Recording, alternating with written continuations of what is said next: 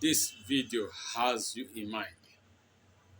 So whatever we are talking about, kings, leadership, royalty, princes, queen, princess, everything is about how you two can up the game.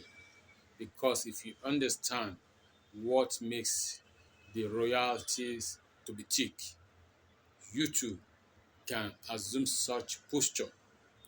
It is certain attitude, characteristics, ways of life that makes us to be able to deduce those who has uh, king, king-like nature, those who has the capability, those who have the capability to assume the position of royalty.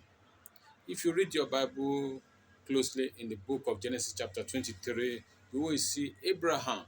He was a stranger in a town, but at a point in his life, even the custodian of the culture of the heritage of that city called Abraham a prince among them. You can get to a location, a town, a place where no one recognized you earlier. Then you grow to become a prince, a king, a personality of importance. All this has a lot to do with certain characteristics and attitude. And these attitudes are what are encapsulated in this teaching. How realities are made. In this first video, I'll be talking about the process. Many of us believe kings and queens have their lineage. They are the fortunate one who are in the lineage to assume that position. But we need to look at what makes the first king that creates a dynasty for subsequent kings, a dynasty for those coming after. The first person never had it on platter of gold, and the successors have to pay the price to be to manage such a dynasty well, or it will crumble in their hands. This is why kings, princes, leaders are very careful about their successors. They build them, they pass them through necessary training so that they can become much better to face the challenges of the future. This is why I shake my head for many parents who paid the price, who went through the trenches, the pains, the rigors, the sweat, the struggle. They came out great. Then they say they don't want their children to suffer in life. Yes, they may not suffer the kind of pain you pass through. They may not go into the village to heal rocks, to fetch water, but they must have some simulated pains created to help them to understand the kind of world we are in. As they say, on easy lie, the head that wears the crown. What makes the king tick? I will start with the process of the emerging kings. I will take two example character personalities from the Bible. I will start with Saul. Saul was not so fortunate as many of us believed. Let's look at how he emerged as the king of Israel. His father lost his ass. His father has many servants. His father has many children. We believe because we heard that he's the least in his father's house, which means there are elderly ones in that same family. But there was a time the father needs somebody who can handle the responsibility of fetching his lost ass. He called on Saul. If Saul has been failing in such responsibility over time, the father won't give him such an important task. And Saul must be a courageous and a daunting personality because in going out, he may meet with some challenges in getting or retrieving the lost ass. But his father believed so much in his son. Saul went out with one of the servants, searching for the lost ass. In the course of searching the nooks and crannies of Ephraim, and without fruitfulness, ordinarily they will back off so easily. But for an ass, the keenness, the determination, many children will just say, Father, I can't find it. And what's the big deal about that? We can always procreate and have other asses, other asses. But they took off and went to the house of Prophet Samuel. When Saul appeared, the prophet said, Here comes the king of Israel. Looking at the story again, you will realize that kingship never met him at the comfort of his father's home. Kingship met him while he was on the way, taking care of certain responsibility.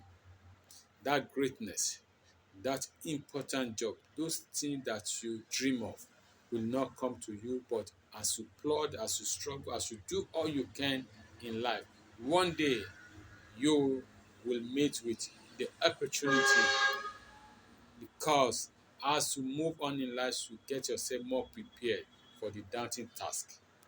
When the process is complete, you emerge as the king of our time. Will you pay the price? Before I give us the second example, I'll tell us some story in the ancient world, in this the story of some of our heroes. I mean, when it comes to warfare, everybody or most of us have heard about Alexander the Great. Alexander the Great was expected to be a very weak king. Do you know why? His father uh, was murdered. Philip of Macedonia. He was murdered by some of his subjects. I believe maybe he was not dancing to their tune, or certain things were not in place. But as it will work against them, they put the crown on his son, Alexander. I think, or maybe they thought by killing his father, he will be more submissive to the dictates of the chiefs, the leaders. But lo and behold, Alexander, a youth in of his time, built so much force, strength, capacity that all the enemies of his father were destroyed within a very short time. The power, the you know, when we face challenge, it helps us to muster force, build up capacity. That capacity becomes so enormous that Alexander uh, forcefully emerged within a very short time as the leader of his time, because he built the greatest empire of his time, covering areas such as Egypt, India, and many parts of Asia. It was a very large land. According to the story, no land could withstand Alexander the Great. He ought to be weak, but the process made him to become a formidable and great king. What challenges are you facing? Those same challenges, when you overcome them, will make you one of the greatest of all times. When we say GOAT, GOAT, greatest of all times. But when you give in, you might not emerge. You will crash because you submit to the outward forces. Alexander the Great never did. The process, though looking ridiculous, was the same process that made him to become a drum major in terms of warfare. Now, I want us also to look at how kings were made in England and in many African lands. If you go down memory lane in Africa, let's take South Africa, Chaka Zulu. He was a warrior, grew as a warrior. That made him to emerge as the leader of his people over time. Tough time create tough people. Shaka Zulu remained a champion with a strong memorial in the land of the Zulu land. He undergo a process that made him to emerge. True greatness are never offered on platter of gold. The process counts. I want us to continue our story. When we go to England, princes go to war. Even in modern days, the princes undergo military drillings.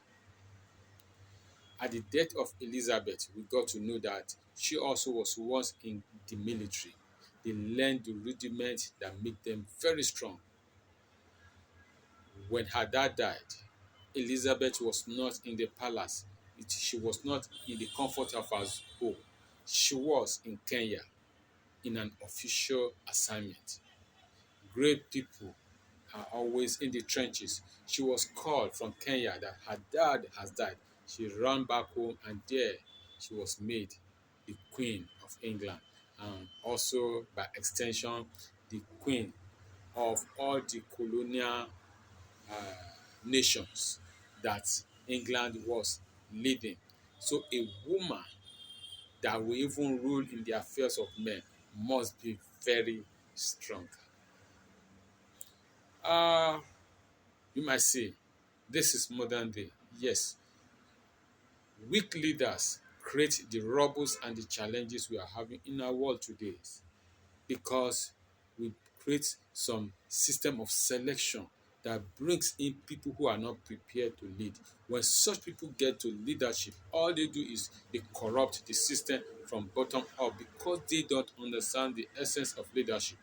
Let's take another example in the Emirates. I'm going to use the example of UAE, precisely uh, Dubai. They have a system whereby the children undergo two kinds of school. There's a public general kind of education. There's a royal education. The royal education prepares them to lead the people to understand what leadership is all about. It's about indoctrination, scripting of the mindset to lead and be a good example for the people, the nation, and the cause of humanity. But the weak leaders of our wars are take advantage. They are what we call the opportunists. Don't be an opportunist leader because instead of leaving a good name, your name will change to heaven. Build yourself. There's a process from the making of royalties. Back to our Bible. We are going to talk about my main man, David the King. When we look at the story of David, it is intriguing, beautiful, fascinating. But when we have to picture ourselves in his state before he emerged, it was a terrible mess. Youth of his age were in the city. His elder brother were reveling in the city. They were all having fun in the comfort of their homes. But David, the young lad, was in the forest doing what? Being prepared. Always understand that that which you are passing through is a preparation if you don't give up. Then a time king came. God needs a king for Israel. God again told Samuel, go and fetch me another king from the house of Jesse. As an obedience prophet, he took off. He came to the city. The elder saw him, the shiver. He said, God asked me to come and sacrifice here. And he called them. He went by the wisdom of God to the house of Jesse. He spoke to the father. Then the children began to come out one after the other. But the king was not among these children. Let me tell you, the fact that you are close to the leader, the fact that you can connect yourself to the top. If you don't have what it takes, you will drop down. It is a benefit to be connected, but it's much better to have what it takes. God said, I don't find the man among these people. The man God will use was in the forest. Then Samuel said, who else is left of your children? He said, only what the youngest. He is in the bush. He is unlikely candidate. So are many people who emerge finally as leaders of our world. Then Samuel said, we cannot keep waiting. Go and get me David. David came, and God said, here is the anointed one. David came before Samuel. He knelt down. The process was complete. He was prepared. He has the skill. He has the capacity to protect, to face the challenges, to face the pains in the wilderness, the scorching sun, the rains, the cold. God knows all he needs are already formed in David. The oil was lifted, and it was poured on his head, and said, this is the anointed of God. If you are well prepared, wherever you are, the anointing will find you. God bless you. I am Wale Adewumi. For more information about us, go to our website at worldchangersnetwork.org. You can always send a token to bless the work we do here. Have a pleasant day.